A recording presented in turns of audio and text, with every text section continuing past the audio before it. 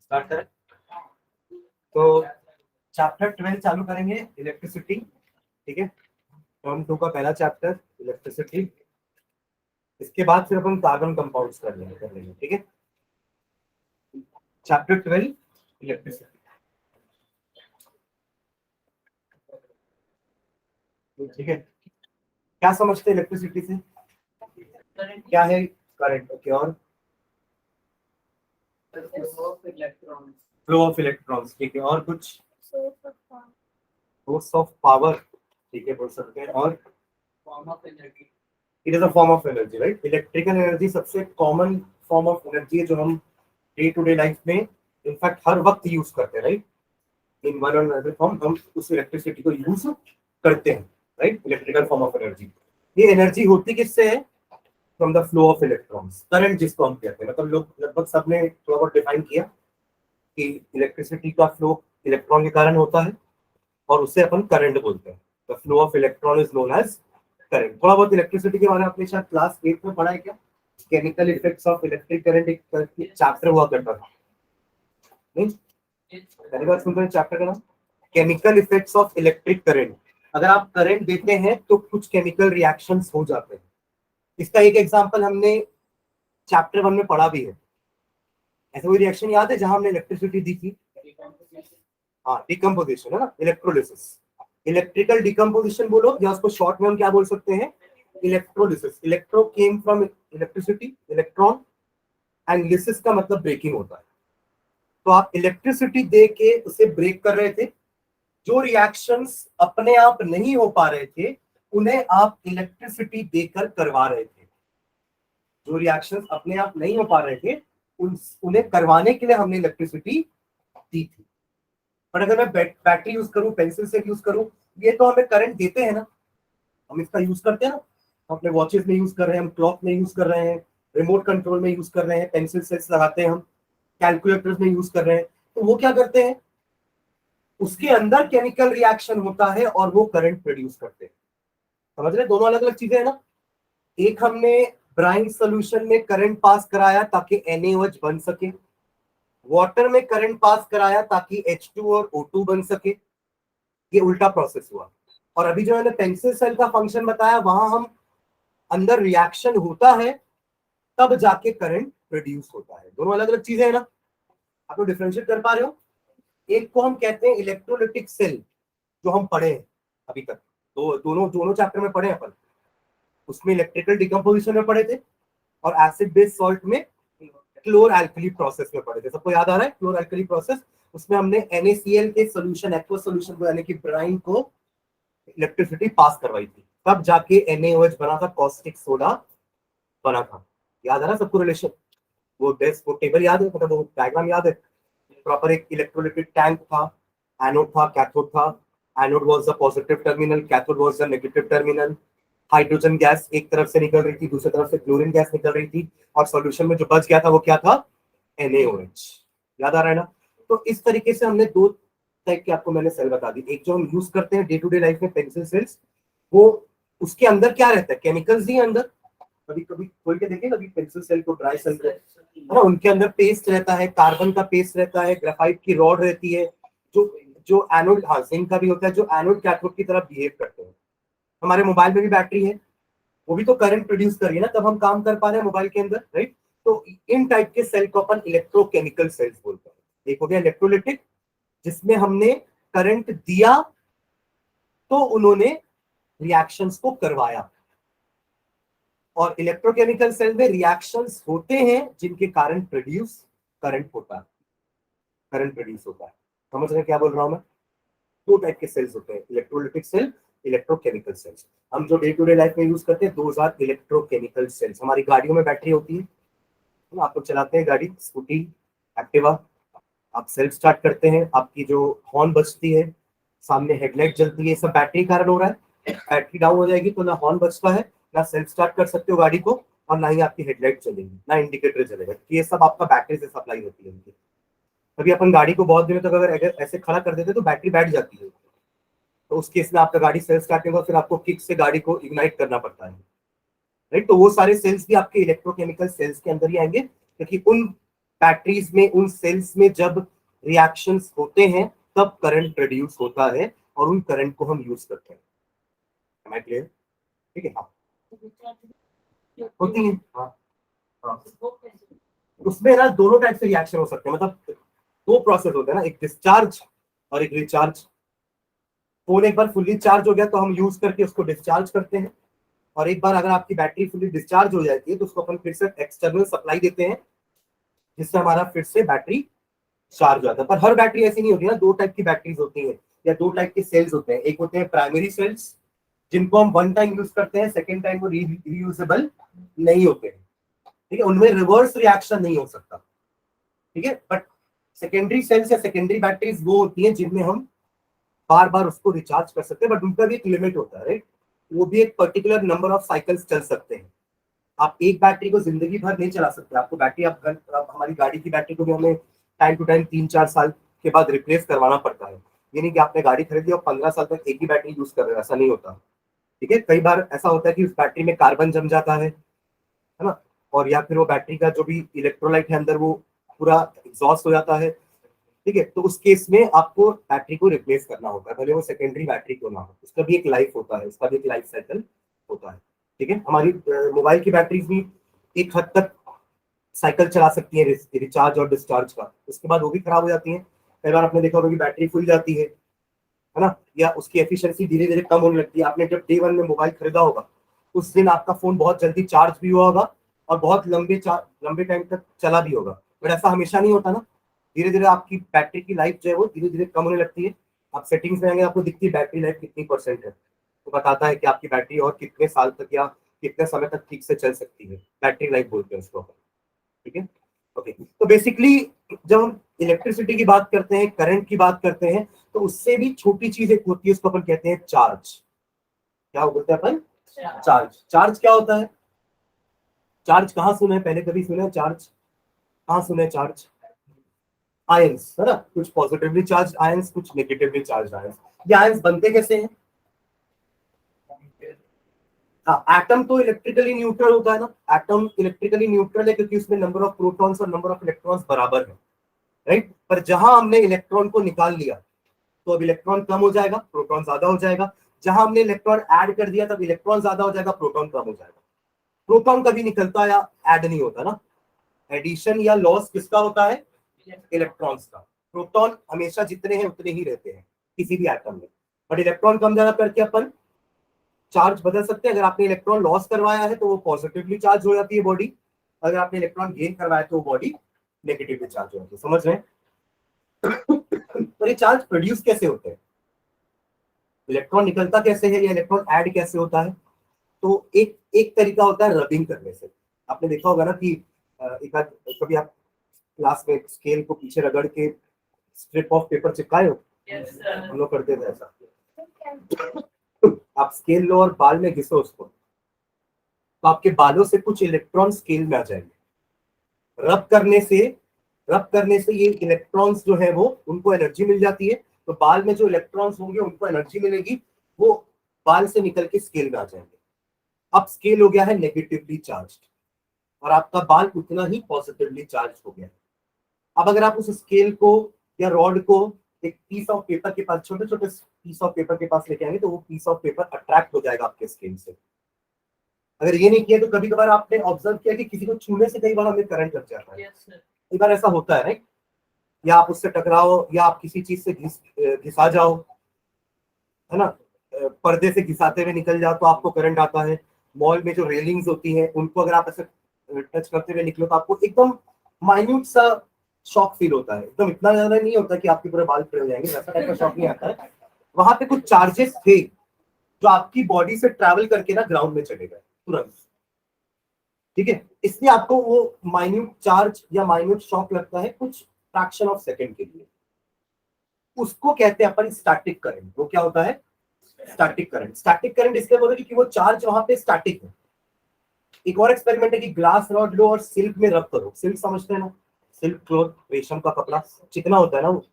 हमारे पर्दे भी तो ऐसे चिकने कपड़े के होते हैं, इसलिए मैंने पर्दे का भी एग्जाम्पल देखा। आप पर्दे से जब निकलोगे साइड से तो आपको कई बार ऐसा शॉक फील होता है। कंबल में भी देखना, कभी कंबल में भी ऐसा आपको लगेगा, ठीक है। तो ये सब चीजों में अगर आपने अपने रॉड को, ग्लास रॉड को रब किया ना, तो ग्लास रॉड से, सॉरी, आपके उस सिल्क क्लॉथ के कुछ इलेक्ट्रॉन्स ग्लास रॉड में आ जाएंगे। अगर आप उसको टच करते हो तो वो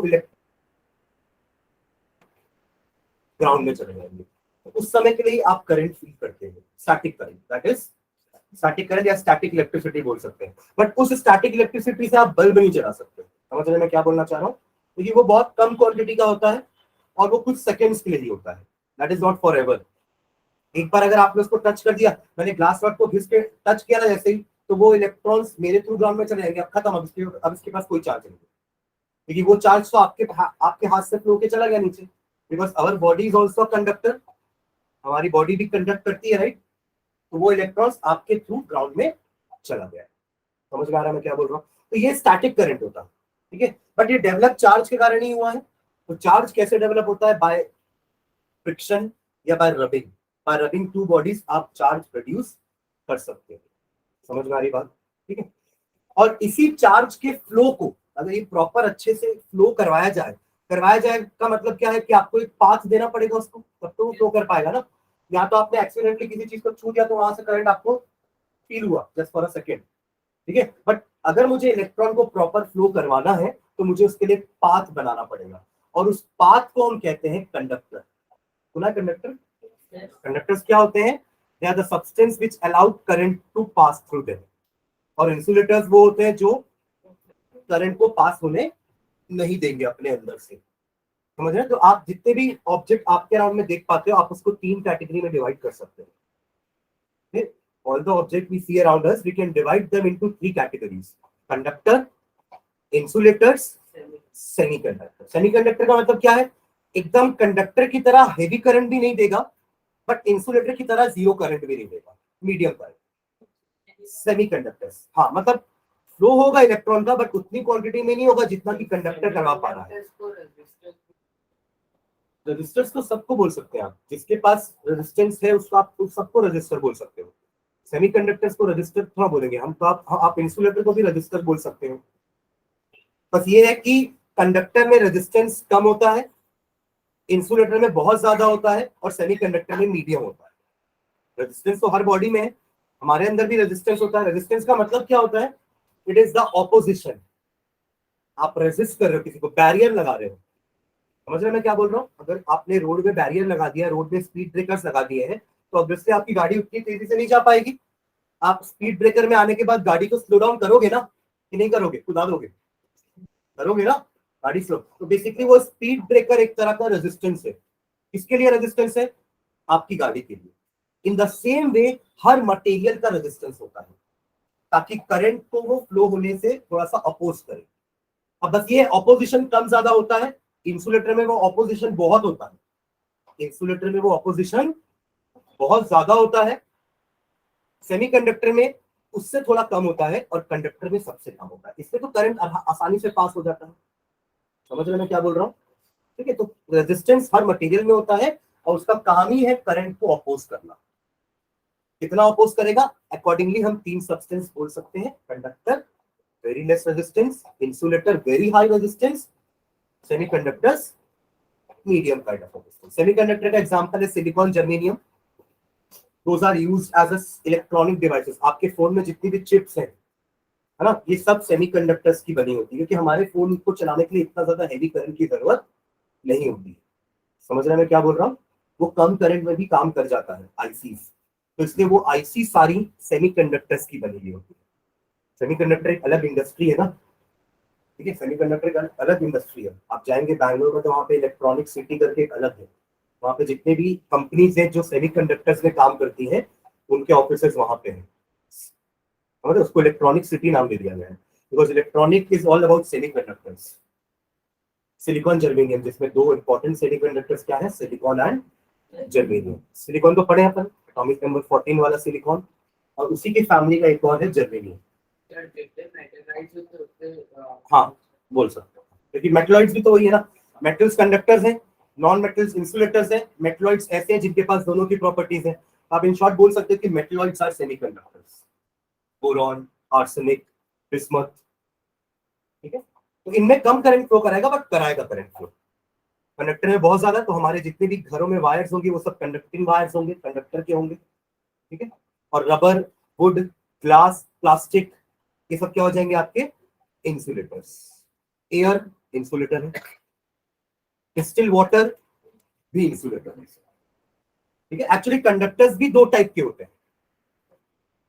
मैंने कहा बोला कि कंडक्टर क्या होता है, जो एक पाथ देता है ना इलेक्ट्रॉन को फ्लो होने का, उसे अपन कंडक्टर बोलते हैं। अब कंडक्टर दो टाइप के कैसे हो सकते हैं, एक होते हैं इलेक्ट्रॉनिक कंडक्टर्स।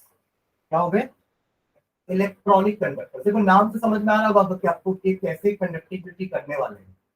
इनके अंदर क्या फ्लो होने वाला है, इलेक्ट्रॉन्स, जो इसमें हो रहा है सब वायर्स में, electrons are flowing and current produce हो रहा है, तो उसको अपन कहते हैं इलेक्ट्रॉनिक कंडक्टर्स। एक टाइप के कंडक्टर्स आप लोग और पढ़े हो, जिसको अपन इलेक्ट्रोलाइट्स बोलते हैं। इलेक्ट्रोलाइट्स सुने हैं ना, वही जो इलेक्ट्रोलाइटिक टैंक में अपन लिक्विड डालते हैं उसको अपन इलेक्ट्रोलाइट बोलते हैं। वो भी तो अंदर करंट को पास करा रही है ना। याद करो एक बार आप लोग की, ये अगर आपका एक इलेक्ट्रोलाइटिक टैंक है, ये एनोड है, ये कैथोड है, आपने अंदर एक फ्लूइड भर के रखा हुआ है, ऊपर से आपने वायर लगा दिया, बैटरी लगा दी। अब ये तो कनेक्शन हमें वायर का दिख रहा है, ये दोनों भी कंडक्टर्स हैं। यहां से यहां कंडक्टिविटी कौन करने वाला है, वो लिक्विड। कौन करेगा, लिक्विड। उसी को अपन कहते हैं इलेक्ट्रोलाइट। क्या बोलते हैं, इलेक्ट्रोलाइट, जो कि एक एसिड हो सकता है, एक बेस हो सकता है। अपन एसिड बेस की प्रॉपर्टी में पढ़े ना कि they can conduct electricity. Salt के सॉल्यूशन जो होते हैं दे कैन कंडक्ट इलेक्ट्रिसिटी। मैंने कहा कि डिस्टिल वाटर इलेक्ट्रिसिटी कंडक्ट नहीं कर सकता, बट उसी डिस्टिल वाटर में आप एक चम्मच नमक घोल दो, अब वो इलेक्ट्रिसिटी कंडक्ट करेगा, क्योंकि अब वो बन चुका है इलेक्ट्रोलिटिक कंडक्टर। तो दूसरा टाइप का कंडक्टर क्या हो गया आपका, इलेक्ट्रोलिटिक कंडक्टर। और इसमें फ्लो होते हैं आयंस, और इसमें फ्लो होते हैं इलेक्ट्रॉन्स। कंडक्टर दोनों ही है, दोनों ही इलेक्ट्रिसिटी या करंट को पास होने दे रहे हैं।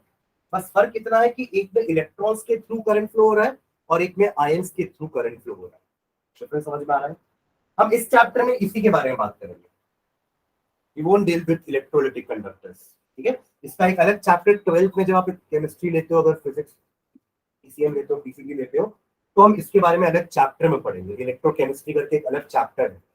इलेक्ट्रोकेमिस्ट्री एक ब्रांच है केमिस्ट्री की which deals with all these things, electrolytic cell also and electrochemical cell also। जो दो सेल के बारे में मैंने बात की ना आपसे शुरू में, दोनों सेल का काम क्या है, एक इलेक्ट्रिकल एनर्जी को केमिकल एनर्जी में कन्वर्ट कर रहा है और दूसरा केमिकल को इलेक्ट्रिकल। इसलिए उस चैप्टर का नाम ही है इलेक्ट्रोकेमिस्ट्री। क्लियर है। तो हम यहाँ पे भी चालू करेंगे चार्ज से। चार्ज क्या होता है, इन चार्ज के फ्लो को हम करंट कहते हैं, फिर हम करंट में आएंगे। बट इसके बीच में एक और पार्ट पढ़ेंगे अपन, पोटेंशियल। आप एक बैटरी लेते तो उसमें लिखा था ना 9 वोल्ट, 5 वोल्ट, 1.1 वोल्ट, तो ये उसका पोटेंशियल होता है। पोटेंशियल आप बोल सकते हो एक तरह का एनर्जी है। आपके इलेक्ट्रॉन को फ्लो होने के लिए एनर्जी चाहिए कि नहीं चाहिए, वो अपने आप तो फ्लो नहीं करेगा, आपके अंदर भी एनर्जी होगी, तभी भाग पाओगे, तभी दौड़ पाओगे, तभी चल पाओगे, राइट। तो इलेक्ट्रॉन को भी एनर्जी सप्लाई करना पड़ेगा ताकि वो दौड़ सके, समझ रहे हैं। और वो इलेक्ट्रिसिटी, सॉरी, वो एनर्जी हम प्रोवाइड करते हैं थ्रू अ करंट सोर्स, जिसको अपन बैटरी या सेल बोलते हैं। समझ रहे हैं मैं क्या बोलना चाह रहा हूँ। आपने एक कॉपर वायर लिया, ठीक है, ये रहा आपका कॉपर वायर, इसके अंदर इलेक्ट्रॉन्स हैं, पर अभी वो ऐसे मतलब फ्लो नहीं कर रहे हैं, वो अपनी जगह पे है। पर जहां आपने इस कॉपर वायर को एक बैटरी से या सेल से कनेक्ट कर दिया, एक पाथ भी मिल गया उन्हें, और ये उसको एनर्जी भी देगा इलेक्ट्रॉन्स को। आपकी बैटरी क्या देगी, उन इलेक्ट्रॉन्स को एनर्जी भी देगी। तो सारे इलेक्ट्रॉन्स अब एक लाइन से इस तरफ भागना स्टार्ट कर। अब ये एक सर्किट बन चुका है, इसको सर्किट बोलते हैं। एक क्लोज्ड पाथ को हम क्या बोलते हैं, circuit. This is a closed path. आपको कहीं से पाथ खुला दिख रहा है क्या, ये क्लोज्ड पाथ हो गया, इसको मत सोचना सर ये तो खुला है, ये तो बैटरी का सिंबल होता है ना, सेल या बैटरी का सिंबल होता है। That is not an open part. Open part किसको बोलेंगे अपन, जब ऐसा कुछ दिखे हम लोग सर्किट में, ये इसको ओपन पार्ट बोलते हैं। तब आप बोलोगे कि हाँ इसमें करंट फ्लो नहीं कर सकता, क्योंकि करंट को एक क्लोज्ड पाथ चाहिए होता है फ्लो कराने के लिए। जहां मैंने इस वायर को काटा, क्योंकि मैंने पाथ काट दिया, राइट। समझ रहे हो मैं क्या बोलना चाह रहा हूँ। Current always flow in a closed loop, एक क्लोज्ड सर्किट होना चाहिए। जहां वो सर्किट ब्रेक हुआ, करंट स्टॉप हो जाएगा फ्लो करना। I clear? समझ में आ रही बात?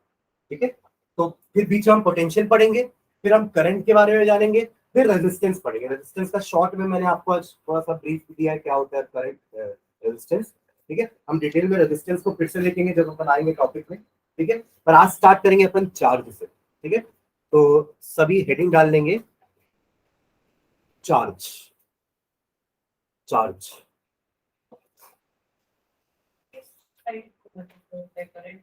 करंट ऑपोजिट साइड पे होगा। अगर आपका इलेक्ट्रॉन पॉजिटिव साइड में आ रहा है बैटरी के, तो करंट ऐसा जाएगा ऑपोजिट, क्योंकि हमेशा कोई भी चीज अपने हाई पोटेंशियल से लो पोटेंशियल में ही फ्लो करती है। हमने डिफ्यूजन पढ़ा है, हमने ऑस्मोसिस पढ़ा है, राइट? तो वहां पे higher concentration to lower concentration पढ़ते थे ना अपन। पानी भी हमेशा ऊपर से नीचे गिरता है अपने आप, अगर गिरे तो वो ऊपर से नीचे गिरेगा। तो कोई भी चीज फ्लो जब होती है तो वो अपने हाई पोटेंशियल से लो पोटेंशियल में ही फ्लो होती है। एंड बाय कन्वेंशन, कन्वेंशन का मतलब क्या होता है कि एक एजम्पशन कर लिया गया है कि पॉजिटिव चार्ज को हम हाई पोटेंशियल बोलते हैं और नेगेटिव चार्जेस को हम लो पोटेंशियल बोलते हैं। तो करंट हमेशा पॉजिटिव से नेगेटिव ही जाएगा। This is current and this is the flow of electron. और फ्लो ऑफ इलेक्ट्रॉन और करंट हमेशा ऑपोजिट डायरेक्शन में होते हैं। जब करंट पढ़ेंगे तो वो चीज आप लोगों को लिखवाऊंगा अभी। ठीक है, पहले अपन स्टार्ट करते हैं चार्ज। ठीक है, चलो चार्ज। तो हर मैटर के पास इलेक्ट्रॉन होगा ना। Every matter is made up of atom, every atom consist of electrons, है ना? तो हर मैटर के पास ये चार्ज वाली प्रॉपर्टी होती है। बस आपको करना ये है कि उसके इलेक्ट्रॉन को बाहर निकालना या उनमें इलेक्ट्रॉन्स को डालना। अगर इलेक्ट्रॉन बाहर निकाल लिया तो वो पॉजिटिवली चार्ज हो जाएंगे, अगर इलेक्ट्रॉन ऐड करवा दिया तो वो नेगेटिवली चार्ज हो जाएंगे। जैसे ये रॉड वाले, ग्लास रॉड और सिल्क वाले एक्सपेरिमेंट में जब आपने सिल्क रॉड को रब किया तो सिल्क क्लॉथ से इलेक्ट्रॉन ग्लास रॉड में आ गया, तो ग्लास रॉड बन गई नेगेटिवली चार्ज और सिल्क क्लॉथ बन गया पॉजिटिवली चार्ज। तो every matter consist of charges. ठीक है, देखो इसमें each matter contains some protons, electrons and neutrons.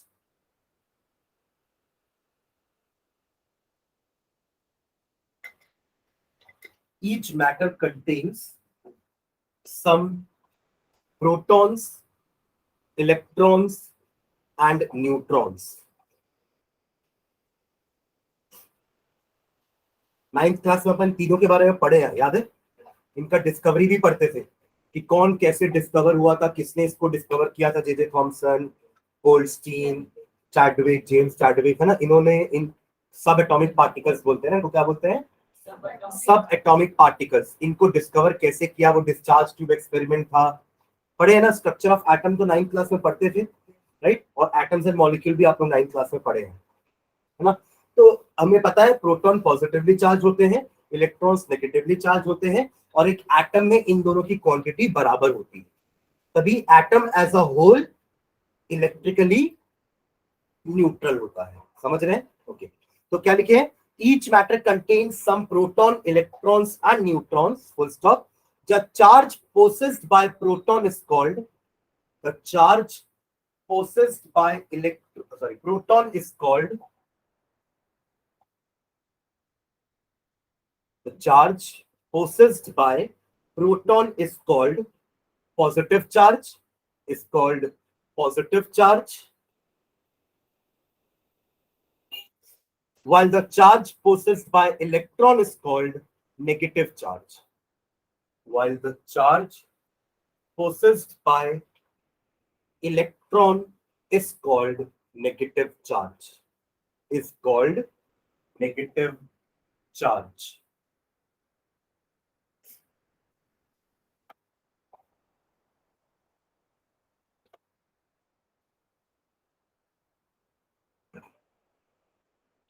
Neutron, full stop lage, neutron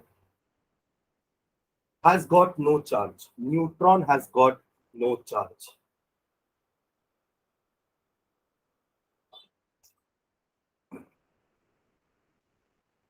ठीक है, बाकी आपको चार्जेस के बारे में पता है ना? लाइक चार्जेस, अनलाइक चार्जेस का क्या होता है?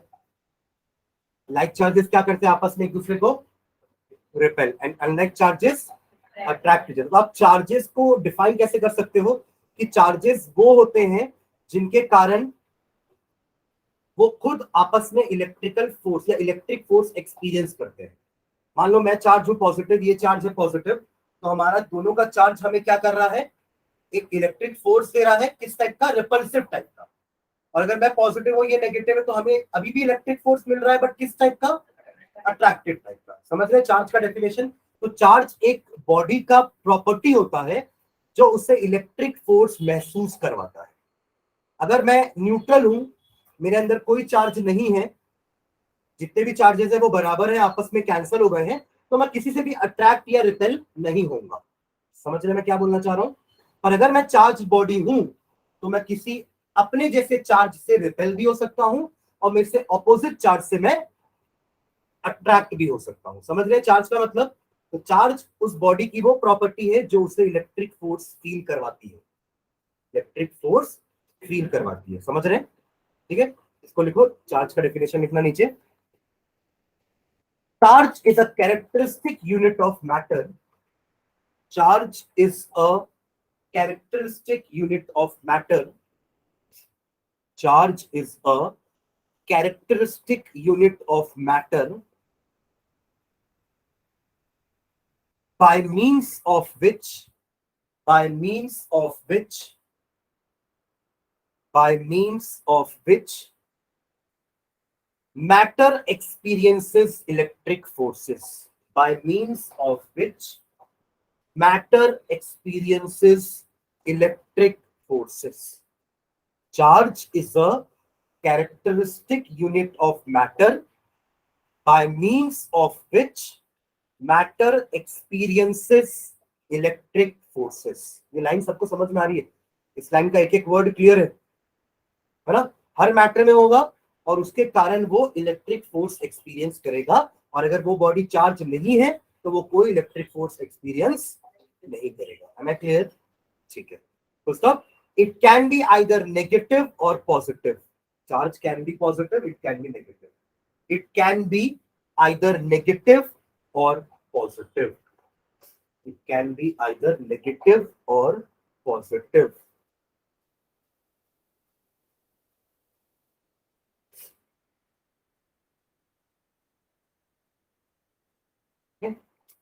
एक लाइन और लिखना, लाइक चार्जेस अनलाइक चार्जेस के बारे में भी एक लाइन लिख लेते हैं। Like charges repel each other, like charges repel each other, like charges repel each other,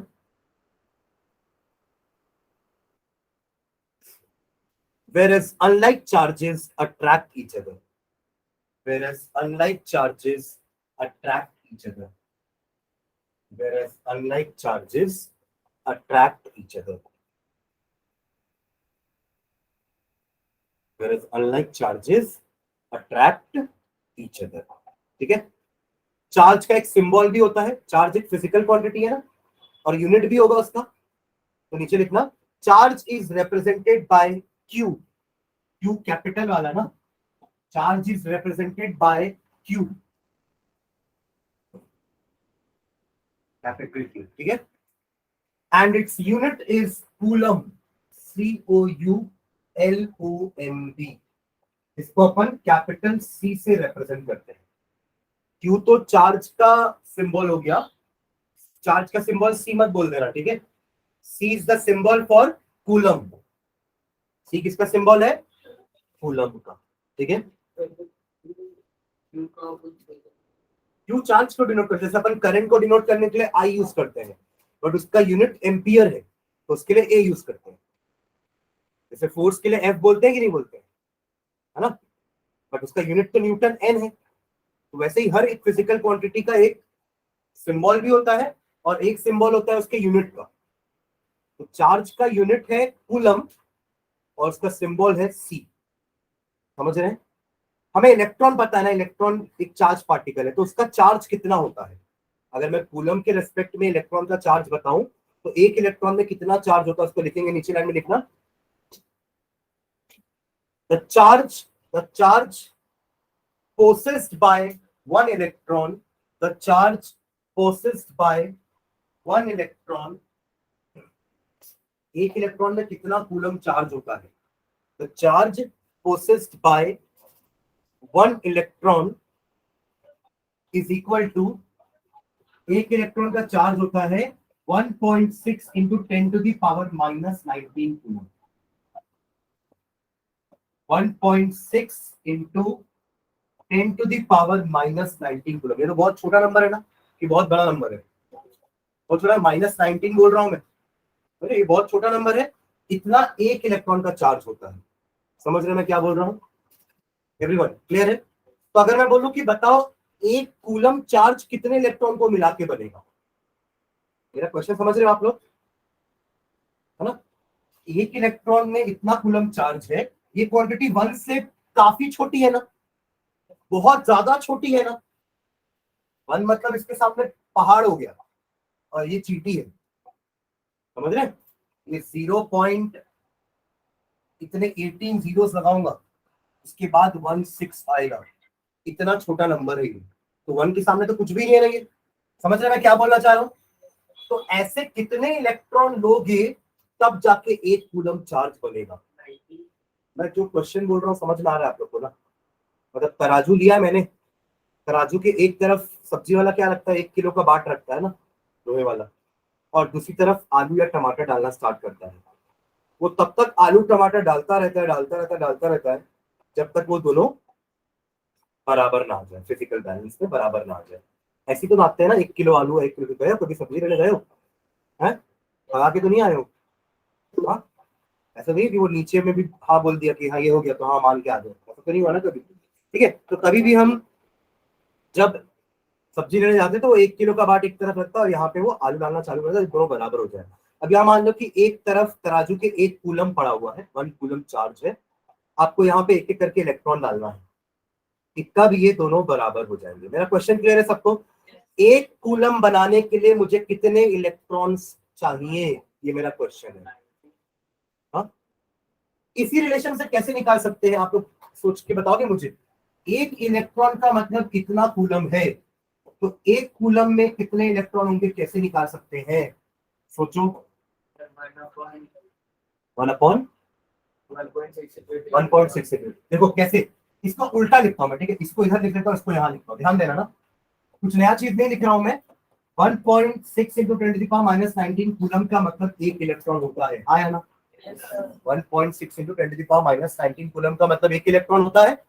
तो एक कूलम का मतलब क्या होगा, इसको नीचे डिवाइड कर दो, तो वहां लेके चले जाओ। समझ रहे मैं क्या बोलना चाह रहा हूँ? कि ऐसा समझो कि 100,000 ग्राम का मतलब 10 आलू है,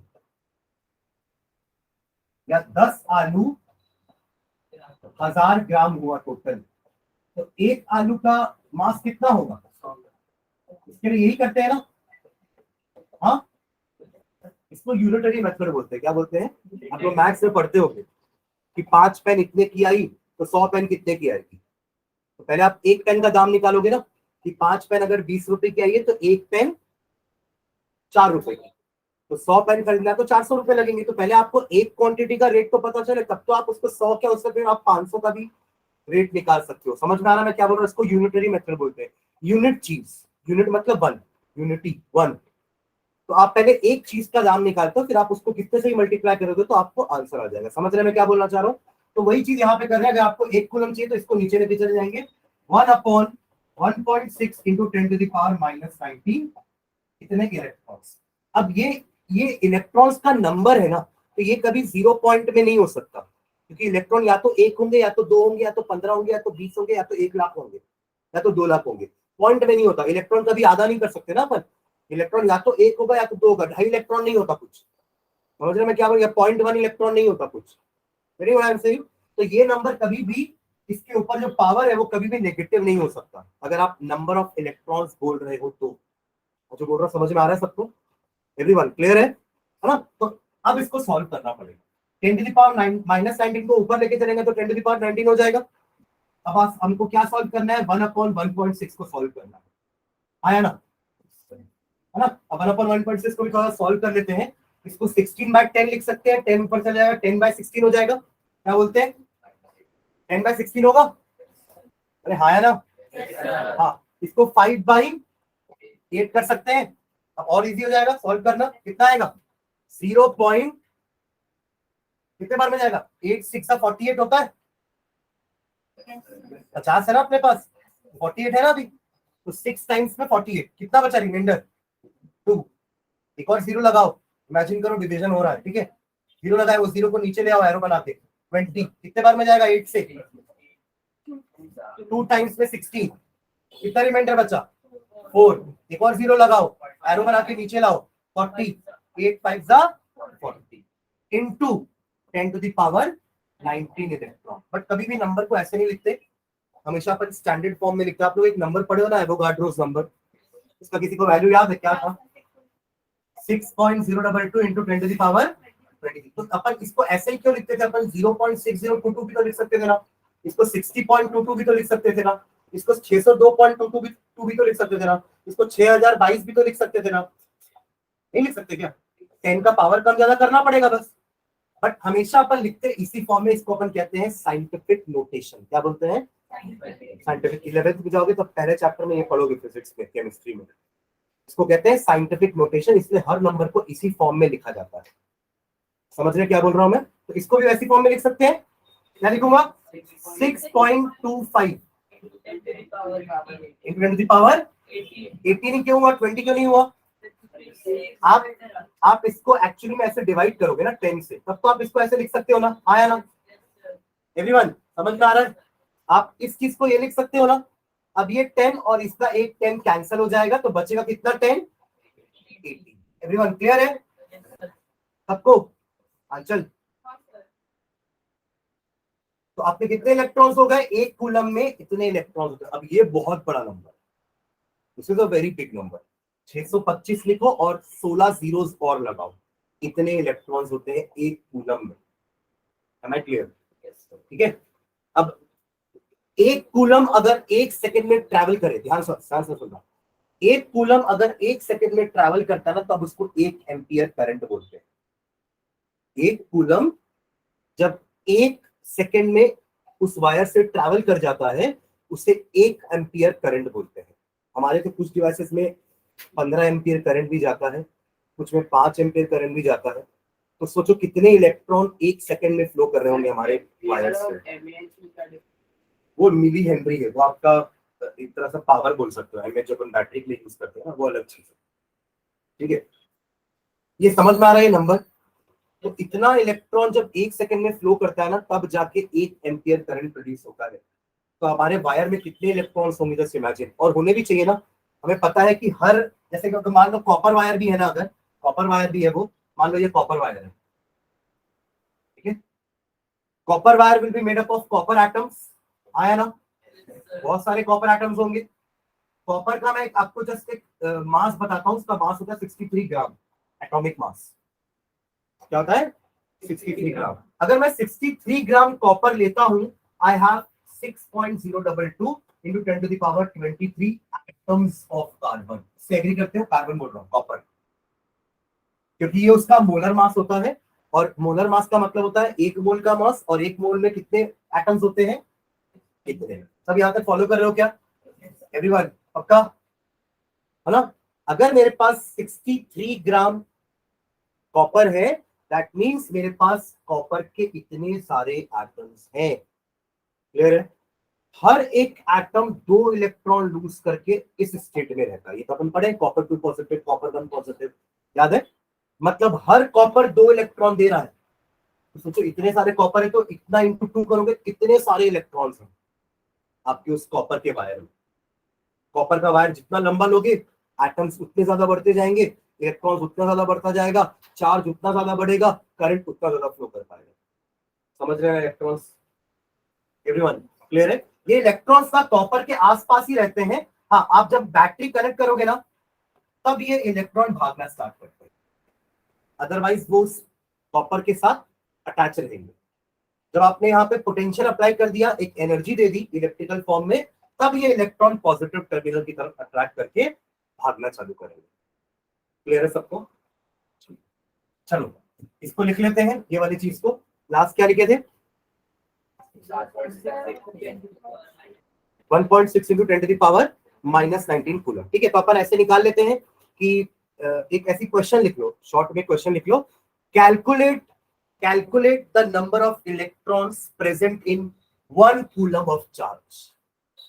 Calculate the number of electrons. Calculate the number of electrons in 1 coulomb of charge. Question clear है सबको?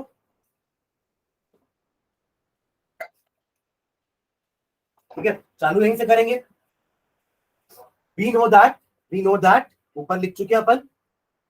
We know that यहाँ ये वाला step 1.6 into 10 to the power minus 19 coulomb का मतलब 1 इलेक्ट्रॉन होता है. This step 1.6 into 10 to the power minus 19 coulomb का मतलब 1 इलेक्ट्रॉन होता है. राइट है ना? तो 1 कूलम का मतलब इसको नीचे डिवाइड कर देना. Next step is this is step number 1. This step number 2. 1 coulomb is equals to 1 upon इतना. अगले स्टेप में 10 टू द पावर माइनस 19 को ऊपर लेके चले जाओ 10 टू द पावर 19 और फिर इसको सॉल्व कर लो. फाइनल स्टेप यहां तक कंप्लीट करो. कितने इलेक्ट्रॉन्स?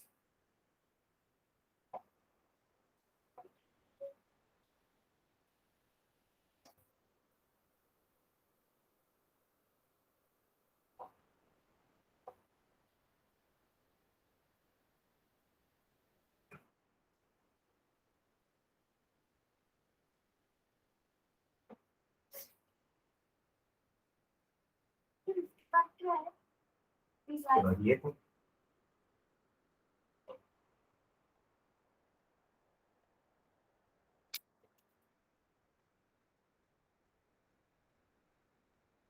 छोड़ दो, यहाँ पता है.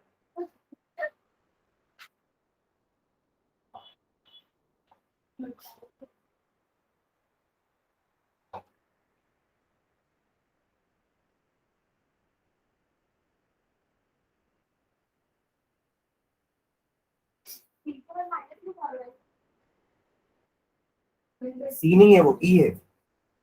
इलेक्ट्रॉन के लिए ई यूज किया. सब सी लिख लो क्या उसको?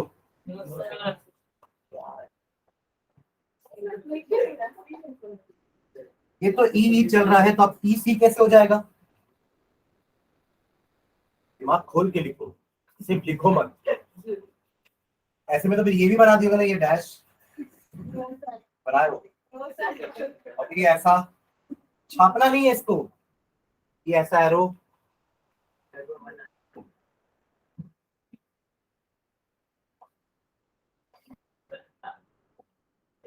ये सब आलू का चालू.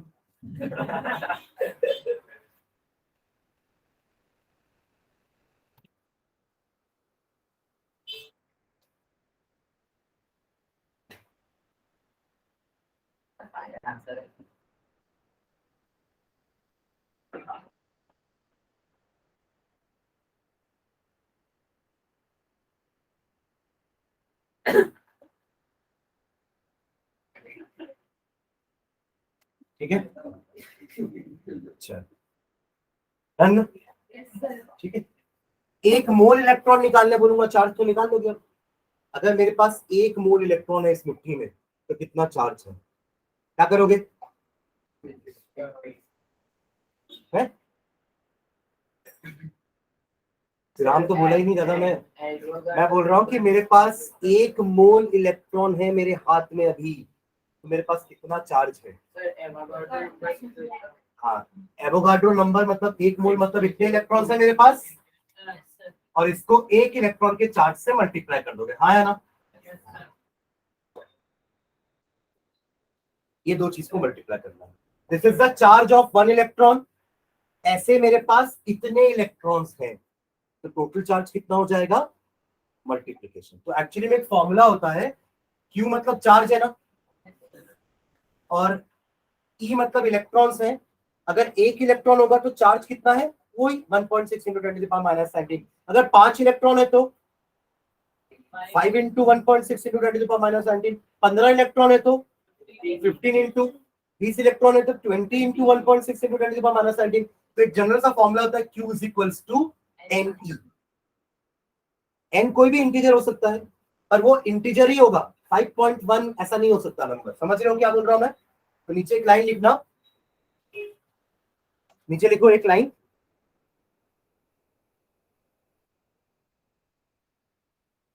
Charge charge total charge, sorry, total charge can be written as total charge can be written as total charge can be written as q is equals to ne.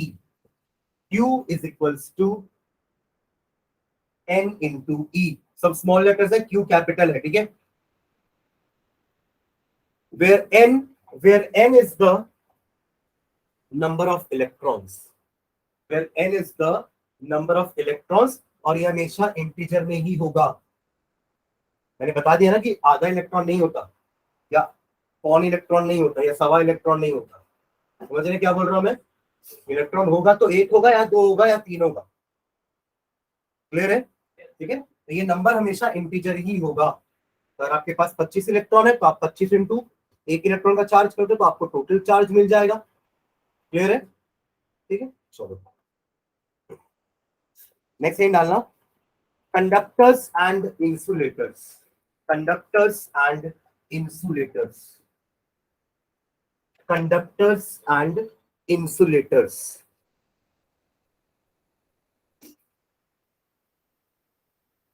Conductors and insulators. इसमें लिखना conductors are those materials. Conductors are those materials. Conductors are those materials in which electrons are free to move. In which electrons are free to move. Conductors are those materials in which electrons are free to move anywhere inside the matter. Anywhere inside the matter.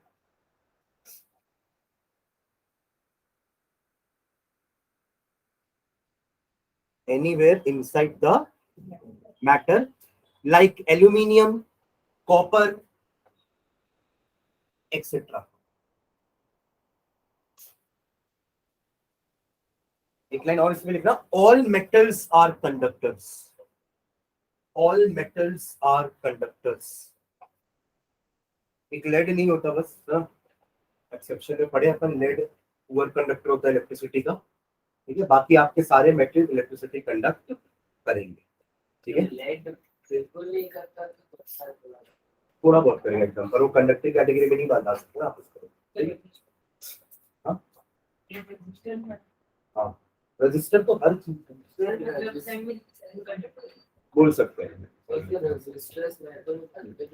Ceramic के होते हैं वो.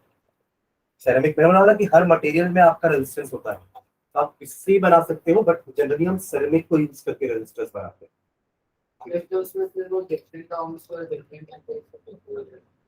Material अलग अलग use करते हैं, size अलग अलग होता है. जब आप रजिस्टर बनाते हो ना, तो length, area of cross section, कुछ रजिस्टर्स पतले होते हैं, कुछ रजिस्टर्स मोटे होते हैं, कुछ रजिस्टर्स लंबे होते हैं, कुछ रजिस्टर्स छोटे होते हैं. मटेरियल अलग अलग का होता है, तो मटेरियल चेंज होगा तो रेजिस्टेंस चेंज हो जाएगा. आप अगर रेजिस्टेंस का साइज कम ज्यादा करोगे तो चेंज हो जाएगा. साइज मतलब लेंथ वाइज भी और एरिया वाइज भी. ये सब चीजों पे आपका रेजिस्टेंस डिपेंड करता है किसी भी चीज का. मैं इतना छोटा सा वायर लूंगा तो उसका रेजिस्टेंस कुछ और होगा, मैं इतना लंबा वायर लूंगा तो रेजिस्टेंस कुछ और होगा उसका. भले वो दोनों कॉपर का ही वायर होगा, पर छोटे वायर का रेजिस्टेंस अलग होगा, बड़े वायर का रेजिस्टेंस अलग होगा. कॉपर के दो वायर और ले लिए मैंने, एक मोटा वायर है, एक पतला सा वायर. तो पतला वायर का रेजिस्टेंस अलग होगा, मोटा वायर का रेजिस्टेंस अलग होगा. और मटेरियल ही चेंज कर दिया मैंने, एक तरफ मेरे पास एल्यूमिनियम वायर है, एक तरफ मेरे पास कॉपर वायर है, तो दोनों का रेजिस्टेंस अलग अलग होगा. हर चीज में रेजिस्टेंस होता है. ऐसा नहीं कि अगर आपने एक्सटर्नल रेजिस्टेंस लगाया तभी रेजिस्टेंस होगा. एक्सटर्नल रेजिस्टेंस कभी देखे आप लोग? है ना, वो जो ये पूछ रहा है वो सेरेमिक के बने हुए होते हैं ना रजिस्टर्स. रजिस्टर एक इलेक्ट्रिक कंपोनेंट है. ठीक है, रजिस्टर एक इलेक्ट्रिक कंपोनेंट है, रेजिस्टेंस एक प्रॉपर्टी है. ये सब जो दिख रहा है ना आपको, ये रजिस्टर्स है. क्या है? अगर कोई बॉडी में रेजिस्टेंस उतना नहीं है जितना आपको चाहिए, ध्यान से सुनना, अगर कोई बॉडी में जितना रेजिस्टेंस आपको चाहिए उससे कम या ज्यादा है, तो उसको उस वैल्यू तक पहुंचाने के लिए आप एक्सटर्नल रेजिस्टर्स यूज कर सकते हो. उसको वहां तक पहुंचाने के लिए, उसके रेजिस्टेंस को वहां तक पहुंचाने के लिए आप एक्सटर्नल रेजिस्टेंस यूज कर सकते हो. Am I clear? अदरवाइज हर बॉडी में खुद का रेजिस्टेंस तो होता है. एक बल्ब का भी रेजिस्टेंस है, हर एक बॉडी का, एक वायर का भी रेजिस्टेंस होता है. क्लियर है? If that resistance is not sufficient तब हम एक्सटर्नली कुछ रेजिस्टर्स लगाते हैं। Am I clear? तो उसके लिए अलग अलग बोर्ड्स बनते हैं, पीसीबी बोर्ड बनते हैं जहां पर रेजिस्टर्स को लगाते हैं। आप वायर में यहाँ ला के अटैच नहीं करोगे उसको, समझ रहे हैं मैं क्या बोल रहा हूँ? जिस सर्किट में हमें चाहिए ना करंट, वहां पे हम उस रेजिस्टर्स को कनेक्ट करके करंट को कम ज्यादा करने की कोशिश करेंगे। ठीक है, हाँ। कैपेसिटर चार्ज स्टोर करता है, रेजिस्टेंस चार्ज स्टोर नहीं करता, वो बस आने वाले करंट को अपोज करेगा, जबकि हम कैपेसिटर में चार्ज को स्टोर भी कर सकते हैं। उसकी दो प्लेट्स होती हैं, है ना, उसमें हम चार्ज को स्टोर कर सकते हैं। ठीक है, चलो हो गया कंडक्टर वाला। एक लाइन और इंसुलेटर के बारे में लिख लो। Insulators are those materials in which insulators are those materials in which electrons are not free to move. Electrons are not free to move. Example लिख लो, plastic, wood, rubber, glass, etc. Plastic, wood, rubber, glass, etc. ठीक है, चलो एक heading डाल के छोड़ देना, फिर अपन नेक्स्ट क्लास में पढ़ेंगे। इलेक्ट्रिक पोटेंशियल करके एक हेडिंग डाल दो, नेक्स्ट क्लास में अपन पोटेंशियल पढ़ेंगे। आज हमने चार्ज पढ़ा है, इलेक्ट्रिक पोटेंशियल, ये हेडिंग डाल के छोड़ दो, तो नेक्स्ट क्लास में कंटिन्यू करेंगे। ठीक है, इलेक्ट्रिक पोटेंशियल। ठीक है, चलिए थैंक यू। जो आज नहीं आए हैं उनको भी प्रेरित करो कि वो अगले दिन से आना चालू करें। उनको जाके बता देना इतना टफ चैप्टर है।